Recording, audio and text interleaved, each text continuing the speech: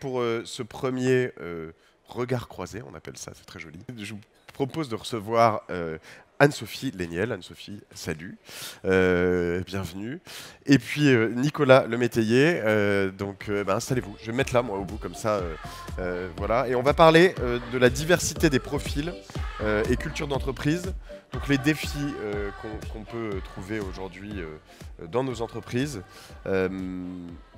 On va commencer par toi, Anne-Sophie. Je te propose, tiens, prends un micro, ouais. De te présenter très brièvement. On a 20 minutes, on est super sharp. En plus, je me fais taper sur les doigts si je suis en retard, donc on y va. Bonjour à tous et merci Mathieu de nous recevoir. Moi, je suis Anne-Sophie Léniel, je suis CEO et cofondateur d'iPadDat. iPadDat, c'est une suite d'outils qu'on commercialise en SaaS et qui a pour but d'automatiser et de fiabiliser la gestion d'entreprise et donc sur l'aspect financier et trésorerie au quotidien pour l'entrepreneur. Très bien, merci Anne-Sophie. Nicolas, toi tu es le cofondateur aussi de Saune, c'est ça? CEO. Exactement, c'est Ouais. ça. Je suis le cofondateur et le président du coup de Sohan. Et notre entreprise, c'est une solution tout en un de gestion financière à destination des petites entreprises. En fait, l'idée, c'est qu'on équipe les petites entreprises pour qu'elles puissent faire des factures, se faire payer et surtout accélérer en fait, les délais de paiement, puisque c'est un gros enjeu pour les entreprises en France qui sont de se faire payer le plus vite possible. Très bien, on va parler près des micros, au plus près, si vous voulez bien. Alors, pourquoi d'ailleurs on vous a proposé de venir à cette table diversité? Est-ce que c'est un sujet qui vous passionne au quotidien? Est-ce que c'est quelque chose qui vous turlupine? Est-ce que c'est quelque chose que vous avez travaillé spécifiquement l'un et l'autre? Oui, moi depuis le démarrage d'iPadDat, en tant que cofondatrice femme, j'ai vraiment à cœur de faire rentrer les femmes dans la tech et plus précisément dans la fintech parce qu'on est quand même très peu représentés. Donc l'idée c'était de réussir à augmenter leur présence dans notre start-up et on est autour des 47% aujourd'hui, donc c'est plutôt au-delà de la norme. C'est fou de parler de diversité quand on parle de femmes qui sont une personne sur deux, a priori. Ça me semble... C'est exactement ce que j'allais dire. Mais en travaillant justement sur cette table ronde, ce regard croisé, j'ai été amenée aussi à faire mon introspection et je me suis rendu compte qu'effectivement, je le savais déjà, mais la diversité, ça va au-delà. Il y a évidemment la diversité de formation, l'origine, les écoles, l'origine sociale. Et les situations de handicap. Il faut faire parfois amende honorable. Je me suis rendu compte qu'on avait des marches et qu'en fait, même si je voulais embaucher une personne en situation de handicap, il ne pourrait pas venir travailler. Donc on a encore du travail à faire et je me suis peut-être un peu trop focus sur l'origine sociale et les femmes et on doit améliorer certains aspects. J'ai un peu l'impression qu'on peut toujours faire mieux dans le domaine. On peut toujours faire mieux. Okay. Nicolas, chez Sohan? Nous, la diversité des profils, pour nous, et ce sujet-là dans l'entreprise, il est important. Il est essentiellement porté par moi, puisque j'ai un profil atypique. J'ai arrêté l'école à 16 ans. J'ai fait du sport de haut niveau pendant quelques années. Et j'étais passionné. Mon rêve, quand j'étais petit, c'était de faire le Tour de France. Je ne l'ai pas fait. Je suis ensuite retourné à l'école, puis j'ai eu un parcours ensuite plus normalisé, puisque j'ai fait ensuite une grande école. Mais j'ai aussi passé 4 années de ma vie en alternance. Donc, disons que de nature, j'avais cette prédisposition à être intéressé par les profils atypiques, par les personnes en reconversion professionnelle, par ce sujet autour de l'apprentissage. Et en tant qu'entrepreneur, quand on commence à embaucher un certain nombre de personnes, nous on est 50 aujourd'hui, c'est important pour nous de pouvoir en fait, véhiculer ces valeurs-là. C'est vrai que c'est des sujets qui sont essentiels, puisque quand on est entrepreneur, il faut aussi faire un peu d'impact, porter ces sujets-là. Donc, dès le départ, c'était vraiment intrinsèque au projet, quoi. Moi, ce que je trouve difficile en tant qu'entrepreneur, c'est et surtout que la partie RH, en tant qu'RH, si vous travaillez dans ces domaines, c'est qu'il y a une sorte de mimétisme qui s'installe toujours dans des entreprises. Donc, si tu as une tendance à avoir des mâles blancs HEC, tu vas recruter du mâle blanc HEC plus facilement qu'un BTS femme non HEC, on va dire, et non blanche. Et en fait, on a tous une belle théorie, on a tous envie de rentrer dans des belles cases. De plus en plus on y est poussé, mais je trouve qu'entre la théorie et la pratique, il y a un écart qui est vraiment gigantesque. C'est quoi votre perception là-dessus? Pour avoir été en situation de recrutement moi-même, donc en tant que salarié, parce que j'ai eu des phases dans ma carrière où j'ai été salarié, oui, effectivement, je trouve que c'est dramatique de vouloir toujours des profils ultra normés. Je pense que ça enlève beaucoup de richesse à l'équipe quand tout le monde vient de la même école, quand tout le monde a le même parcours. Et à contrario, nous, chez IPDAT, on a vraiment pris un parti totalement différent.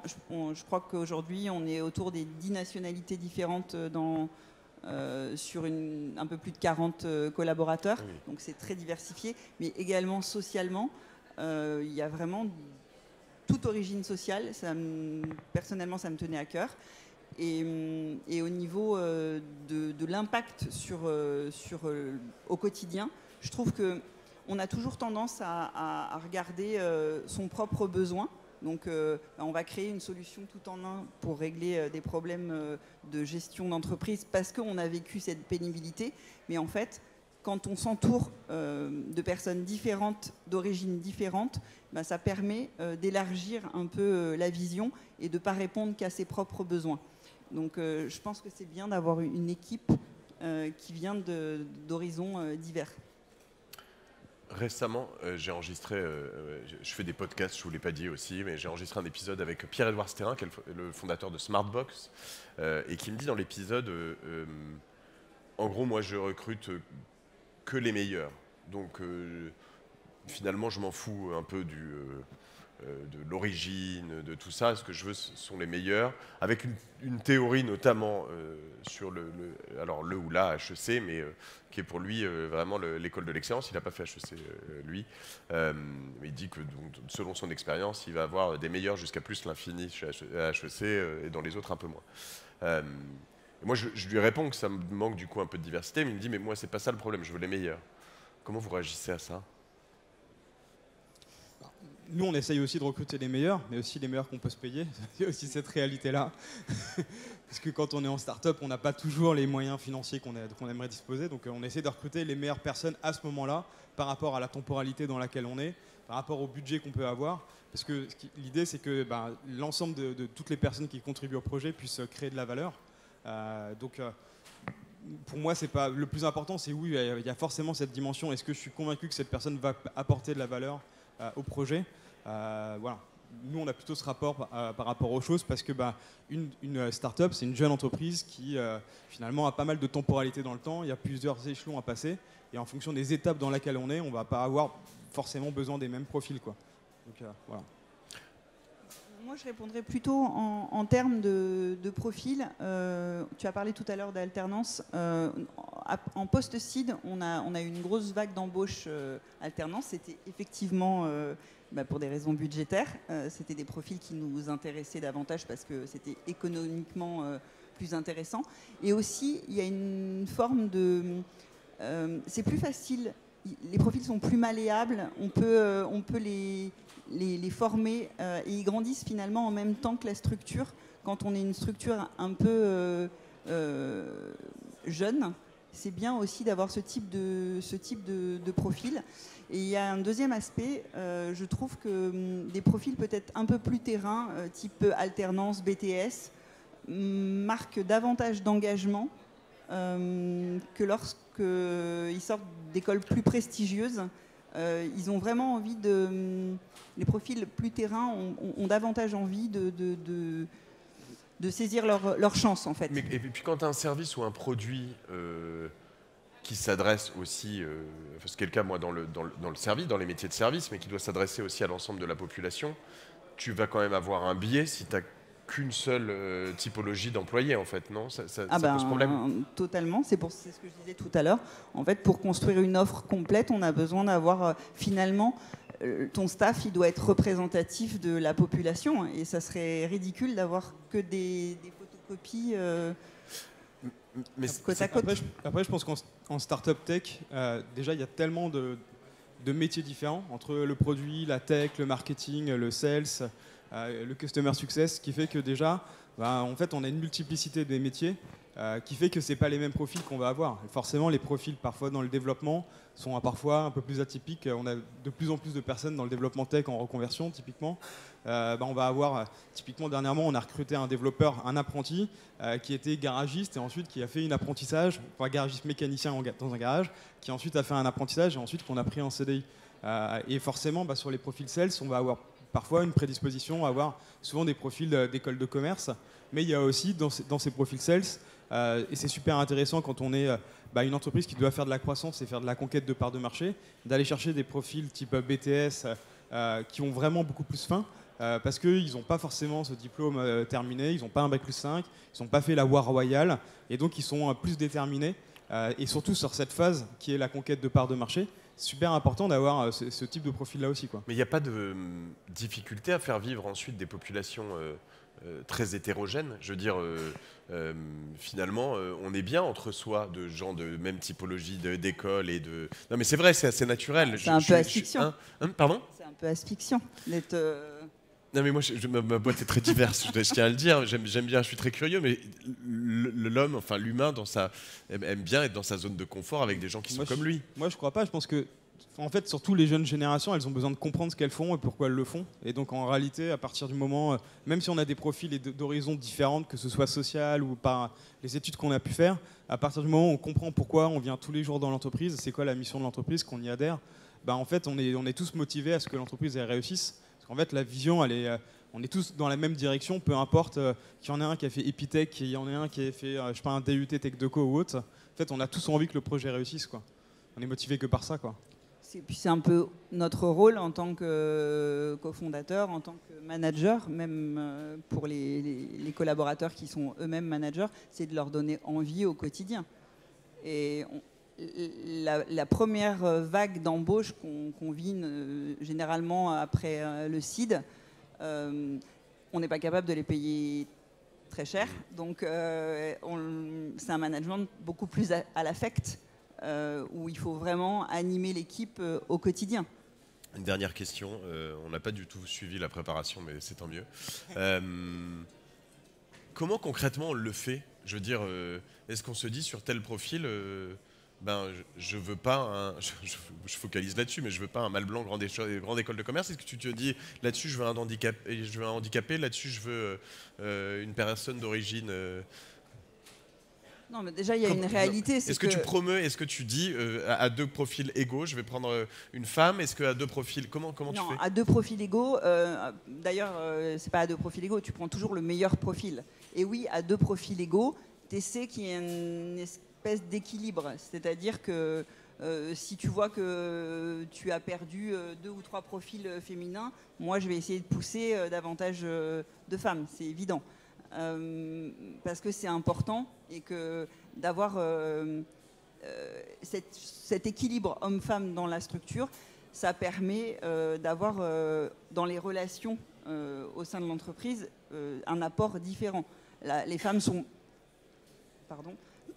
plus organisées, peut-être travaillent dans le temps avec plus de précision et vont avoir des rapports et des échanges plus harmonieux, voilà, avec un peu plus de douceur. Et donc, je trouve que c'est intéressant de maintenir cet équilibre, mais c'est dans l'aspect bien de l'entreprise et jamais au détriment des compétences du profil recherché. On ne va pas... le principe de base, c'est de remplir la fiche de poste. Très bien. Chez vous. Moi, je partage cette notion d'équilibre. Pour moi, elle est essentielle parce que... encore une fois, une jeune entreprise, elle passe par différentes phases. On t'a parlé tout à l'heure un peu de cette étape dans la vie de l'entreprise. On ne peut pas forcément se payer les super talents. On fait des badges d'apprentis parce qu'on n'a pas beaucoup de sous. Et ensuite, on arrive sur des étapes de l'entreprise plus structurantes où on va commencer à aller chercher du management intermédiaire ou des profils plus structurants pour organiser, passer certaines étapes. La réalité, c'est qu'ensuite, c'est un équilibre à trouver entre tous les différents profils qu'il y a dans l'entreprise. Et ça, c'est notre responsabilité. Donc, on va avant tout prendre quelqu'un qui sait faire le job, s'assurer que notre conviction que c'est que ce soit la meilleure personne pour le faire, et ensuite aller chercher à la fin, mettre le curseur sur si pour nous la mixité c'est important, d'aller chercher un peu plus de profil homme-femme ou d'aller mettre le curseur pour faire en sorte que la mixité, on s'en rapproche. ou sur des sujets autres qui peuvent être l'inclusion sociale ou d'autres sujets qui peuvent toucher sur tous ces profils finalement atypiques ou différents qu'on peut avoir dans les RH, quoi. Il y a un dernier point qu'on avait abordé en préparant tout ça, qui était la mixité sur l'âge, qui dans les startups est quand même un très très gros sujet. Ce que je veux dire, c'est qu'on parle homme-femme et dans la finance, c'est quelque chose, mais si je dois être assez trash, jeune-vieux... nous sommes deux personnes âgées. Deux personnes âgées, c'est ça. Voilà, deux personnes âgées type dans les startups. Donc, l'âge moyen, c'est 27 ans. Et moi, j'ai 43, donc je suis bien au-delà de la norme. Et j'ai découvert qu'il avait 38 alors qu'il n'en fait pas du tout 38. Mais qu'est-ce qu'on fait des personnes de 55 ? Alors, moi j'ai essayé d'intégrer des profils plus matures. Et ça rejoint, je pensais à ça à la fin de ta dernière réponse. Quand on dit qu'on a besoin d'embaucher ensuite des profils peut-être plus seniors. Nous, on a eu des difficultés et on a fait un choix différent parce qu'au cours des entretiens post-Série A, on a effectivement eu cette volonté de s'entourer de personnes un peu plus seniors. Et dans les profils que je rencontrais, je ne voyais pas de profil qui allait matcher avec ma micro-société qui est cette entreprise. Et finalement, on a fait le choix de faire grandir des profils qu'on avait eu en alternance, qu'on avait eu au départ, et on les a accompagnés, on les a fait coacher pour qu'ils évoluent. Mais c'est un problème, donc, parce que je veux dire, si tu me disais ici, le fait de dire on a essayé d'intégrer des seniors et on n'a pas réussi et c'est un sujet. Si je te disais on a essayé de faire rentrer des gays et en fait on n'a pas réussi, tout le monde serait outré. Je veux dire, ça veut dire qu'il y a un gros sujet, il y a un énorme truc. Oui, il y a un énorme truc. C'est qu'en fait, c'est plus un état d'esprit que finalement lié à l'âge. Il faut être capable d'être agile, il faut être capable d'itérer, parce que dans des structures comme les nôtres, où en fait il n'y a pas de process encore installé, où on cherche un modèle, on a besoin d'itération, on a besoin de personnes. Et ça, je pourrais, pardon, du coup je suis un peu rentre dedans, mais je pourrais te le dire sur des cultures, je pourrais te dire des Asiatiques, des Sud-Américains, je sais pas, bon, ils n'ont pas cette culture d'itérer, et puis voilà, donc j'en prends pas. On n'a pas eu cette problématique. On a des profils qui viennent d'Amérique latine et il n'y a pas eu de souci particulier. Mais en revanche, quand tu viens d'un grand groupe, quand tu as déjà une carrière et que tu es habitué à avoir des process clairs, parfois, nous, chez IPDAT, on va être amené à établir une stratégie, à vouloir l'exécuter. Et j'exagère le trait, mais au bout de 48 heures, on se rend compte qu'en fait, on ne va pas du tout dans le bon sens et que ça ne va pas.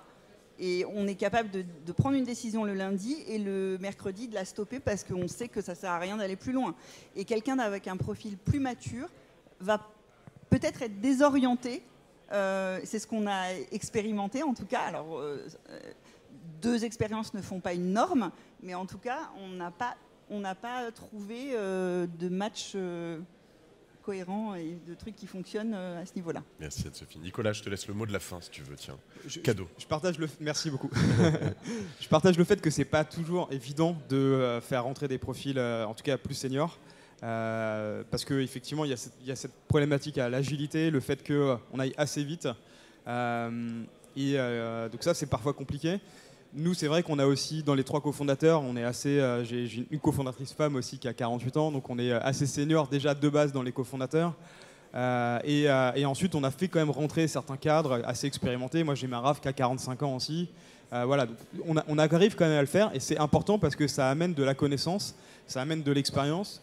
Ça amène aussi parfois des profils qui ont déjà connu par exemple un move de passer de 20 personnes à 50 personnes et mettre en place des process, et ça c'est important, tu l'as dit tout à l'heure, on n'a pas toujours les bons process, parfois on n'en a même pas, et quand on avance dans la vie de l'entreprise c'est important de setuper, de mettre en place ces processus, et il faut trouver là encore je pense le bon équilibre entre des profils plus jeunes, vraiment déter parce qu'ils ont envie d'aller gagner de l'argent pour aller gagner des clients, et des profils plus expérimentés qui vont amener cette expérience pour permettre à l'entreprise de passer les étapes d'après, quoi.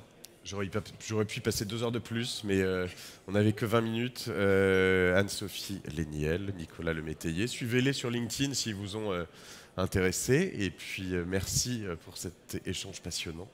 Merci. À bientôt. Merci beaucoup. Alors, salut, merci.